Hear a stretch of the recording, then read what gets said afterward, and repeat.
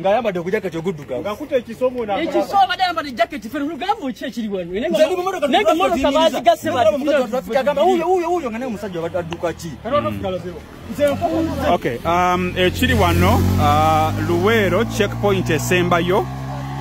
Checkpoint esembayo kutuuka oyingire Luweero. Ekiri wano ku checkpoint bulijjo we tuyita.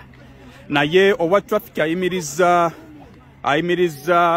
owaloole eno gye mulaba bebamu kuba traffic wano betumanyi ku checkpoint eno bulijjo. Naye bw'amuyimiriza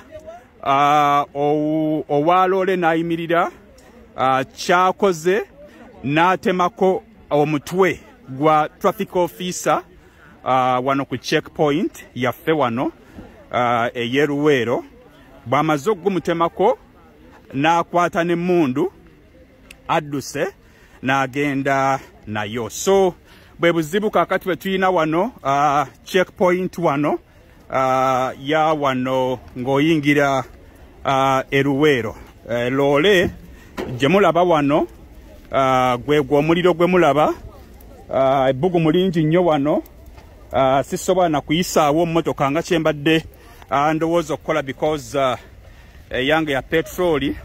Naye kino omusajja omutemu kyakoze sinnaba kumanya mawulire malala mangi nnyo gagenze mu maaso, naye nga akoze bubi nnyo.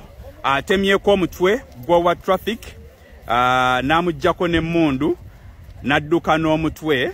Mawulire genfunye wano. Kati ate bw'amaze ekyakabi kyakoze akadomola kano ke mulaba wano wansi kabaddemu petroli kakumisizza emmotoka eno omuliro. Era emmotoka weeri wano eri mu kuggwawo, tetulina kya kukikolera.